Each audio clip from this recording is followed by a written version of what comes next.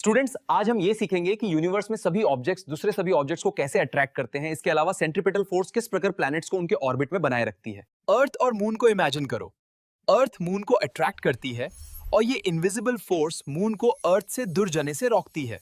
आओ अब हम ऐसी देखकर समझते हैं। सभी ऑब्जेक्ट्स यूनिवर्स में दूसरे सभी ऑब्जेक्ट्स को अट्रैक्ट करते हैं। सन प्लैनेट्स को ग्रेविटी के द्वारा अपनी ओर अट्रैक्ट करता है और उन सभी को ऑर्बिट में बनाए रखता है। देखो, ग्रेविटेशनल फोर्स प्लैनेट्स को अंदर की ओर खींचता है, जबकि उनका मोशन सेंट्रीपिटल फोर्स क्रिएट करता है, जो उन प्लैनेट्स को सन पर सेढ़ा गिरने की बजाय एक कर्व्ड पाथ पर मोशन में ही रखता है। अर्थ को एग्जाम्पल के तौर पर देखते हैं। सन की ग्रेविटी ऐसे अंदर की ओर खींचती है, बट अर्थ का मोशन ऐसे ऑर्बिट में ही बनाए रखता है, और ऐसे ही हम सेंट्रीपिटल फोर्स कहते हैं।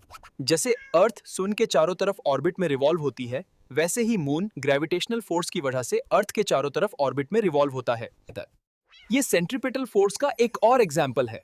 सभी प्लैनेट्स सोलर सिस्टम में सन की ग्रेविटी से अपने अपने ऑर्बिट में रहकर सन के चारों तरफ रिवॉल्व होते हैं। और ये यूनिवर्सल अट्रैक्शन सोलर सिस्टम को स्टेबल रखता है। रिमेंबर, सभी ऑब्जेक्ट यूनिवर्स में दूसरे सभी ऑब्जेक्ट को अट्रैक्ट करते हैं। ऐसे कोई फर्क नहीं पड़ता कि वो कितने छोटे या फिर बड़े हैं। ग्रेविटी हर जगह हमेशा कम करती है।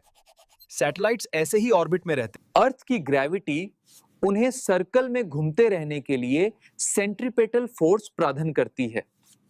फॉर स्टूडेंट्स, ऐसे तरह ग्रेविटेशन सेंट्रीपिटल फोर्स हमारे चारों ओर के यूनिवर्स को नियंत्रित करती है। मुझे लगता है आज तुम बहुत कुछ सीखे होगे। चलो फिर मिलते हैं इसी सीरीज की दूसरी वीडियो में। तब तक के लिए बाय। And thank you.